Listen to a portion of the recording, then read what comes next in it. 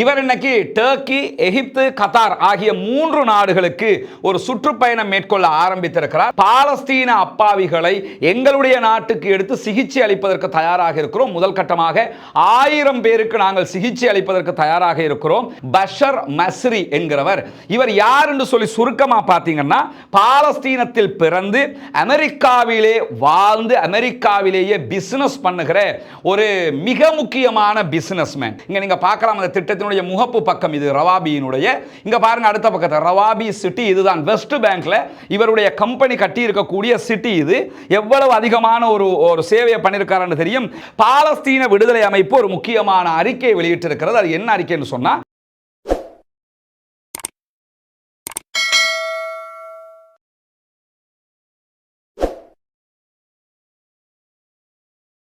அஸ்ஸலாமு அலைக்கும் வரஹ்மத்துல்லாஹி வபரகாத்துஹு. பேரன்பிற்கினிய சகோதர சகோதரிகளே, நம் அனைவர் மீதும் ஏக இறைவனுடைய அமைதியும் கருணையும் உண்டாகட்டுமாக என்கிற உயரிய பிரார்த்தனைகளோடு, பாலஸ்தீனத்தினுடைய காசா மீதான இஸ்ரேலிய ஆக்கிரமிப்பு அக்டோபர் 7, 2023 ஆரம்பித்ததிலிருந்து இன்றைய நாளில் 551வது நாளில் நாம் நின்று கொண்டிருக்கிறோம். இன்றைக்கும் காசாவிலே பாலஸ்தீன பெருநிலப்பரப்பிலே என்னவெல்லாம் நடந்து கொண்டிருக்கிறது என்கிற செய்திகளை நம்ம பார்த்துக்கிட்டு இருக்கிறோம்.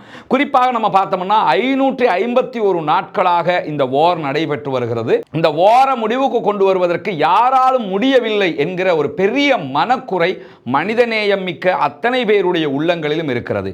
தினம்தோறும் ஆயிரக்கணக்கான மக்கள் பாலஸ்தீன மக்களுக்காக பிரார்த்தனை செய்து கொண்டிருக்கிறார்கள். பாலஸ்தீன மக்கள் ஒவ்வொரு நாளும் நூற்றுக்கணக்கானவர்கள் கொல்லப்பட்டு கொண்டிருக்கிறார்கள், ஷஹீதாகி கொண்டிருக்கிறார்கள். இஸ்ரேலிய ஆக்கிரமிப்பு இராணுவம் தாக்குதலை நிறுத்துவதாக இல்லை.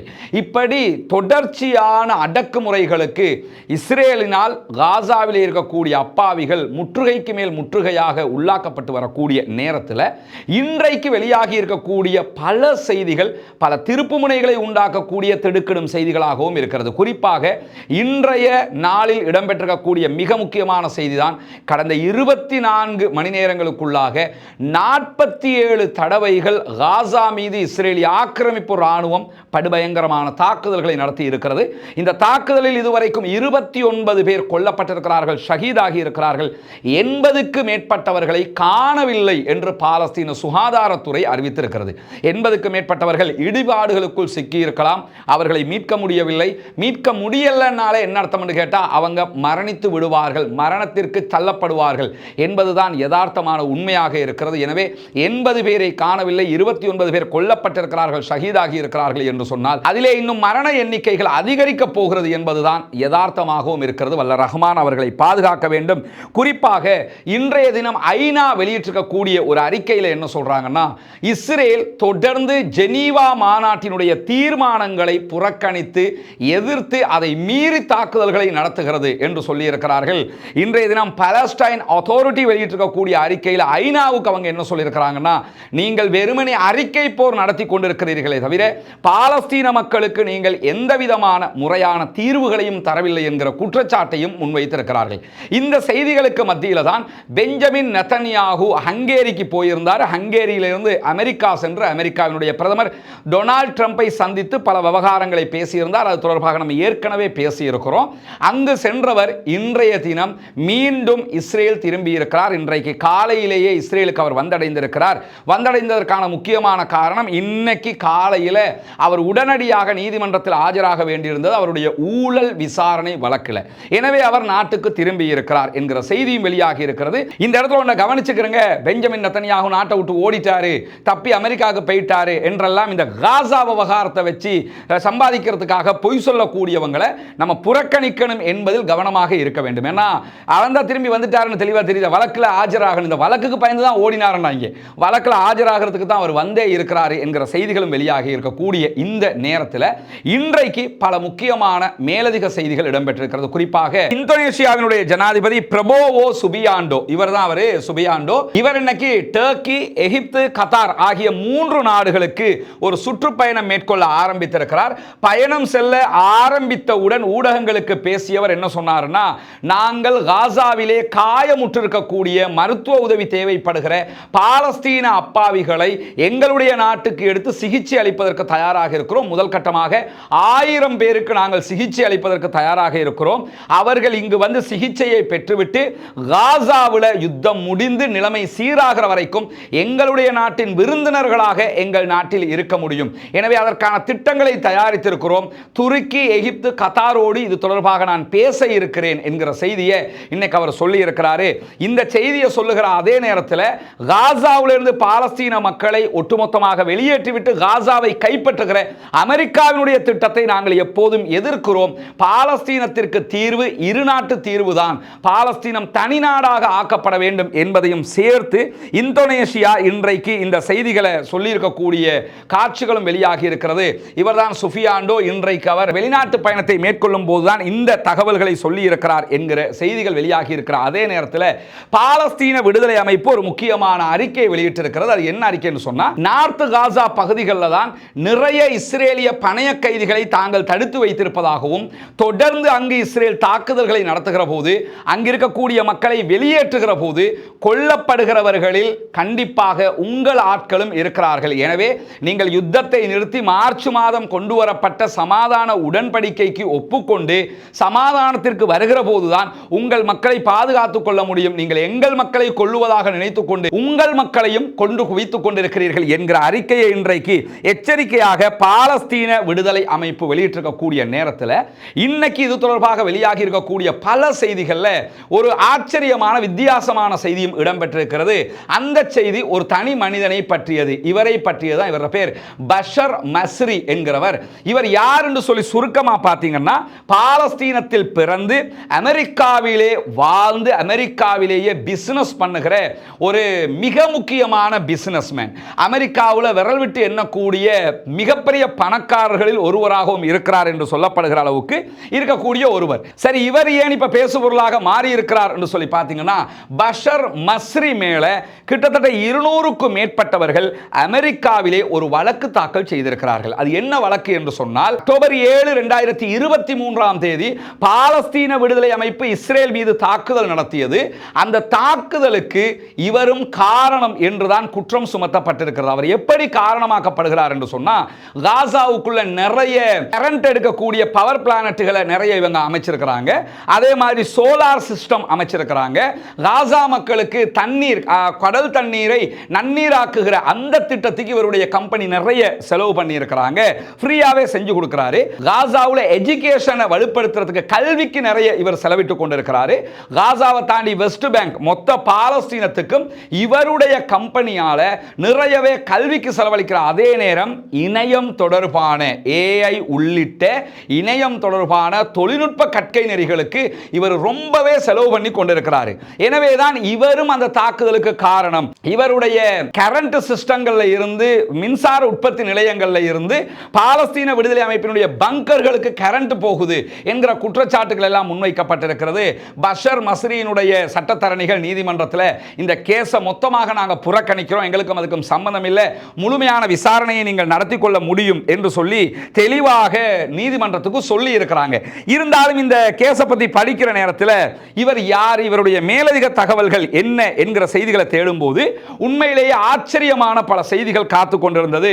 இவர் எப்படிப்பட்டவர் என்கிறத முதல்ல நீங்க எப்படி புரிஞ்சுக்கணும்னு கேட்டா, தன்னுடைய நாட்டுக்காக, தன்னுடைய தேசத்திற்காக, தன்னுடைய மக்களுக்காக வாழக்கூடிய ஒருவராக இருக்கிறார். இவருடைய அரசியல் நிலைப்பாடுகளில் சில மாற்றங்கள் இருக்கிறது. குறிப்பாக இஸ்ரேலை ஒரு நாடாக நம்ம அங்கீகரிச்சுக்கிறணும். ஏன்னா இதுக்கு மேல நமக்கு அவங்களோட நீங்க நாடே இல்லைன்னு ஃபைட் பண்ண தேவையில்லை, நீங்க ஒரு நாடு, எங்களுக்கு நாட்டை தாங்க என்கிற ஒரு அரசியல் நிலைப்பாட்டை கொண்டிருக்கிறார். அதற்கு இவர் சொல்லக்கூடிய வாதமும் என்னன்னா, ஆல்ரெடி UAE அவங்களை ஆதரிச்சிருக்கிறாங்க, பஹ்ரைன் ஆதரிச்சிருக்கிறாங்க, மொரோக்கோ ஆதரிச்சிருக்கிறாங்க, ஈஜிப்ட் அவங்களை ஏற்றுக்கொண்டிருக்கிறாங்க. எனவே நம்மளும் பாலஸ்தீன மக்களும் சரி நீ ஒரு நாடு என்று ஏற்றுக்கொண்டு விட்டு எங்க நாட்டை தந்துரு என்று நம்ம பேசுற நேரத்தில் அது நமக்கு ஈஸியாக இருக்கும் என்கிற ஒரு வாதத்தை வைத்திருக்கிறார். இதை யாரும் ஏற்றுக்கொள்ளலாம், மறுக்கலாம், அது இரண்டாவது விவகாரம். ஆனால் இப்படியான ஒரு நிலைப்பாட்டை கொண்டவர். ஆனால் காசா அண்ட் வெஸ்ட் பேங்க்ல இவர் செய்யக்கூடிய பணி அந்த மக்களுக்காக சாதாரணமான பணி அல்ல. இது அவருடைய இணையதளத்தினுடைய முகப்பு பக்கத்தை தான் நீங்க பாக்குறீங்க. அரபு அண்ட் இங்கிலீஷ்ல இருக்கக்கூடிய இணையதளம் இது. இவரை பற்றி நம்ம மேலதிகமா தேடும் போது கிடைச்ச பல செய்திகள் ஒன்று பார்த்தீங்கன்னா, இதுதான் பாலஸ்தீனத்தினுடைய மேப்பாக இருக்குது. இது முழுவதும் பாலஸ்தீனம், இதெல்லாம் இஸ்ரேல் பிடிச்சு வச்சிருக்காங்க. இப்ப இருக்கக்கூடிய பாலஸ்தீனம் இவ்வளவுதான். இது காசா. இங்க பாருங்க வெஸ்ட் பேங்க், இது வெஸ்ட் பேங்க். இந்த வெஸ்ட் பேங்குக்குள்ளேயே முக்காவாசி இடத்தை இஸ்ரேல் தான் வச்சுக்கிட்டு இருக்கிறாங்க. இதில் இந்த பகுதிகளில் ஒரு முக்கியமான இடம் இருக்கிறது. அந்த இடத்திற்கு பேர் ரவாபி என்று சொல்லுவார்கள்.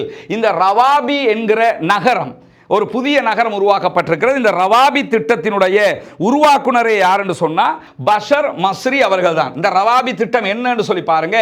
ஒரு பெரிய வீட்டு திட்டம் ஒன்று அவர் உருவாக்கி இருக்கிறாரு. அந்த திட்டத்தினுடைய காட்சியை தான் பார்க்குறீங்க. இப்படியான ஒரு வெளிப்புற தோற்றம் அதிலே இருக்கிறது. அதுக்கடுத்து நீங்க பார்க்கலாம். இங்க பாருங்க, அவர் உருவாக்கி இருக்கக்கூடிய ரவாபி சிட்டியினுடைய காட்சியை தான் நீங்க பார்க்குறீங்க. இந்த ரவாபி சிட்டி எவ்வளவு பெருசுன்னு சொன்னா இதுல சூப்பர் மால், ஒரு பெரிய வணிக வளாகம் எல்லாவற்றையும் சேர்த்து 6000 வீடுகளை இவர் அமைத்திருக்கிறார். இந்த 6000 வீட்டில் 25,000 முதல் 40,000 பேர் இதிலே வாழ முடியும் என்று அவர் அறிவித்திருக்கிறாரு. இங்க நீங்க பார்க்கலாம் அந்த திட்டத்தினுடைய முகப்பு பக்கம் இது ரவாபியினுடைய. இங்க பாருங்க அடுத்த பக்கத்தில் ரவாபி சிட்டி. இதுதான் வெஸ்ட் பேங்க்ல இவருடைய கம்பெனி கட்டி இருக்கக்கூடிய சிட்டி. இது எவ்வளவு அதிகமான ஒரு சேவையை பண்ணியிருக்காருன்னு தெரியும். இதுவும் இன்னொரு புகைப்படம். அவருடைய கம்பெனி கட்டக்கூடிய வீட்டு திட்டங்கள் தான் இது. இவர் முழுமையான அனுமதிகளை பெற்றுத்தான் இந்த ரவாபி சிட்டியையே உருவாக்கி இருக்கிறாரு. இந்த ரவாபி சிட்டியை உருவாக்கியவர் மீது தான் தற்போது அமெரிக்காவிலே வழக்கு தொடர்ந்திருக்கிறாங்க. ஆச்சரியமாக இருந்தது. பாலஸ்தீன மக்கள்னா நம்ம அடி வாங்குறாங்க, அவங்கள்ட்ட பணம் இல்லை என்கிற ஒரு கோணம் மட்டும் இருந்த நேரத்தில் இப்படி ஒருவர் காசாவில் பிறந்திருக்கிறாரு, பாலஸ்தீன மக்களுக்காக நிற்கிறாரு, அமெரிக்காவில் போய் தொழில் பண்ணியிருக்கிறாரு. அமெரிக்காவில் இன்னைக்கும் அவருக்கு நிறைய கம்பெனிஸ் இருக்குது. இப்போ அவர் எங்க இருக்கிறாருன்னா வெஸ்ட் பேங்க்ல இருக்கிறார். பாலஸ்தீன மக்களுக்காக நான் சேவை செய்கிறேன் என்று சொல்லி வந்தவர் அங்கு வந்து என்ன பண்ணினார்னு கேட்டா 1990களில் அது ஐயாம் என்று சொல்லி ஒரு தினசரி பத்திரிகையை உருவாக்கி இருக்கிறாரு. ஒரு டெய்லி பேப்பர் ஒன்றை உருவாக்கி இருக்கிறார். வெஸ்ட் பேங்க்லையும் காசாவிலையும் வெளியாகக்கூடிய பத்திரிகை இப்ப காசாவில் நிறுத்தி வைக்கப்பட்டிருக்கும் யுத்தம் காரணமாக வெஸ்ட் பேங்க்ல இன்றைக்கும் வெளிவரக்கூடிய ஒரு பத்திரிகையாக இருக்கிறது. இந்த பத்திரிகையினுடைய உருவாக்குனர் இவர்தான். வெஸ்ட் பேங்க்ல வெளியாகக்கூடிய பத்திரிகைகளை இரண்டாவது மிகப்பெரிய பத்திரிகையாக இவருடைய நிறுவனம் தான் இருக்கிறது, ஊடக நிறுவனம் தான் இருக்கிறது. மிக முக்கியமான ஒரு பணியை இந்த ஊடக நிறுவனம் செய்து வருகிறது என்று அல் ஜசீரா குறிப்பிடக்கூடிய காட்சிகளை நம்ம பார்க்க முடிகிற அதே நேரத்தில் இப்படியான பல செயல்பாடுகளை அவர் அந்த மக்களுக்காக முன்னெடுத்து வருவதை நம்ம பார்க்க முடிகிறது. இவ்வளவு ஒரு சிறந்த சேவைகளை முன்னெடுக்கக்கூடிய இவர் மீது தான் தற்போது வழக்கு பதிவு செய்யப்பட்டிருக்கிறது. பொறுத்திருந்து பார்ப்போம் வழக்கிலையும் என்ன நடக்க போகிறது என்பதை.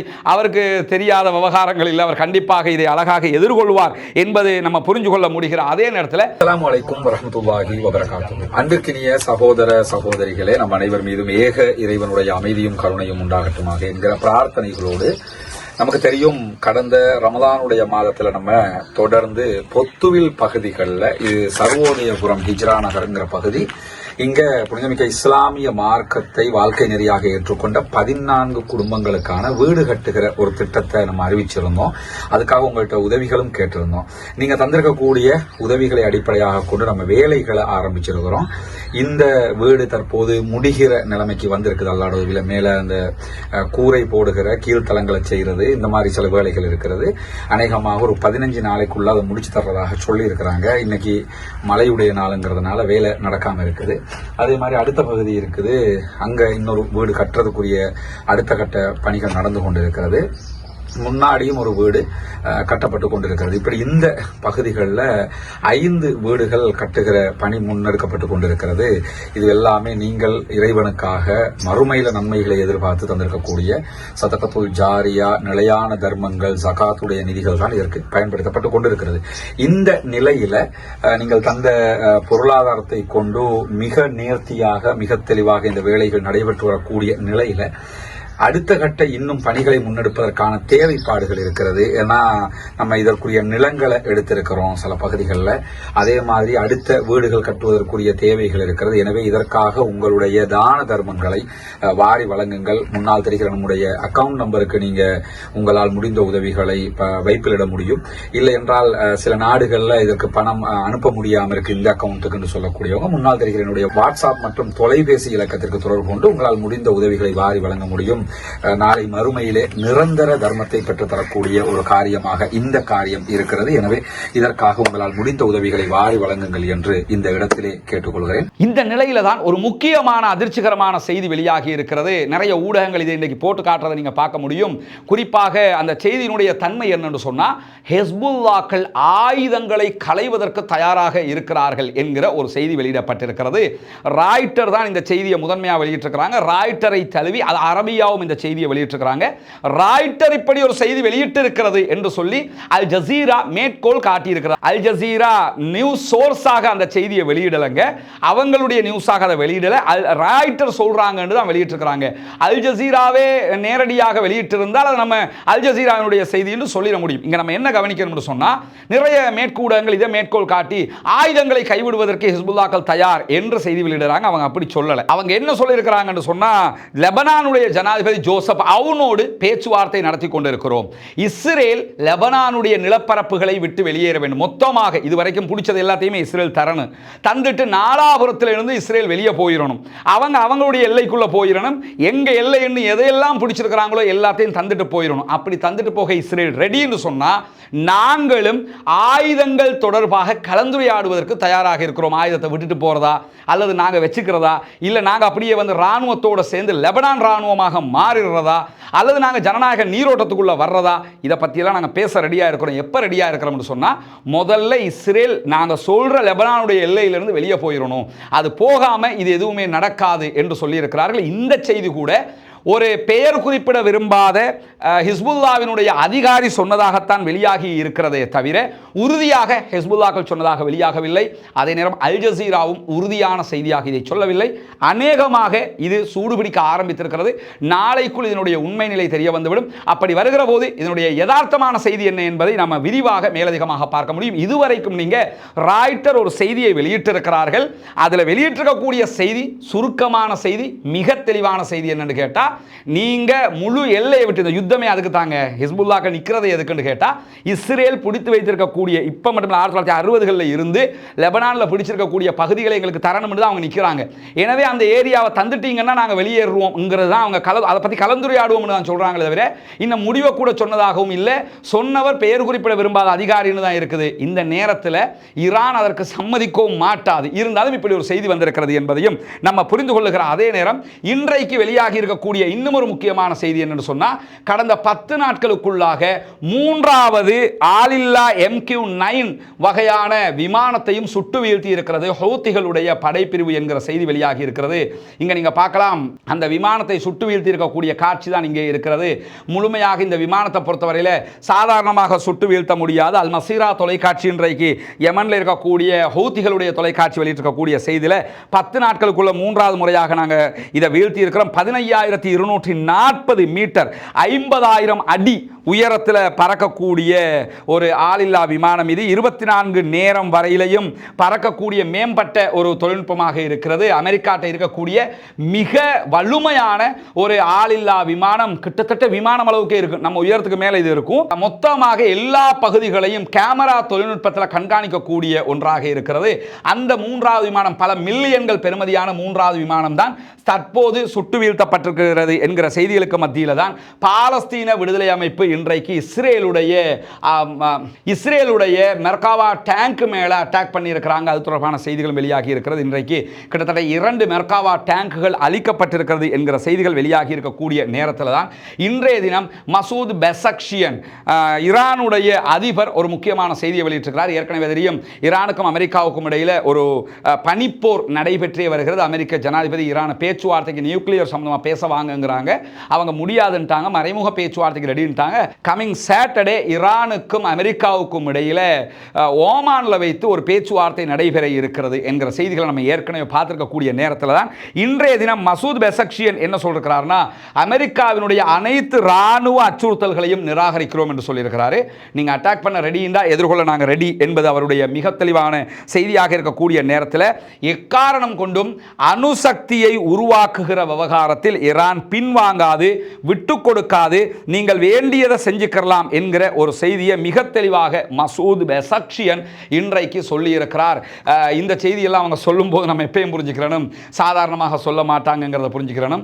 சாதாரணமாக ஈரானோடு மோத முடியாது. நேற்றைய தினம் கூட டொனால்ட் ட்ரம்பினுடைய மிக நெருங்கிய சகா ஒரு பத்திரிகையாளர் பேசிய செய்தியை நம்ம சொல்லியிருந்தோம். அதில் அவர் சொன்னதை என்னன்னு சொன்னால், ஈரானோடு யுத்தத்திற்கு செல்வது தற்கொலைக்கு சமானமானது என்று சொல்லியிருக்கிறார். ஈரான் எப்படி கடந்த காலங்களில் அமெரிக்காவை தோற்கடித்தது என்கிற என்கிற ஒரு வரலாற்று வீடியோ நாளைய தினம் நம்ம வெளியிட இருக்கிறோம் இன்ஷா அல்லாஹ். Rasmin MISC updates, Rasmin MISC news ஆகிய 2 சேனல்களையும் நீங்கள் அதை பார்க்க முடியும். மசூத் பெசக்ஷியன் களத்தில் நிற்கிறார், ஈரான் களத்தில் நிற்கிறது. என்ன நடக்கிறது என்பதை பொறுத்திருந்து பார்ப்போம். வல்ல ரஹ்மான் பாலஸ்தீன மக்களுக்கு வெற்றியை கொடுக்க வேண்டும், பாலஸ்தீன மக்களுக்கு உறுதியான நிலைப்பாடுகளை கொடுக்க வேண்டும். பாலஸ்தீன மக்களுக்காக பிரார்த்திக்க மறந்து விடாதீர்கள், ஜனநாயக ரீதியாக குரல் எழுப்ப மறந்து விடாதீர்கள். பாலஸ்தீனம் வெற்றி பெறட்டும், பாலஸ்தீனம் சுதந்திரம் அடையட்டும் என்கிற உயரிய பிரார்த்தனைகளோடு முடித்துக் கொள்கிறேன். வாஹ்ரு தஅவானா அல்ஹம்துலில்லாஹி ரப்பில் ஆலமீன்.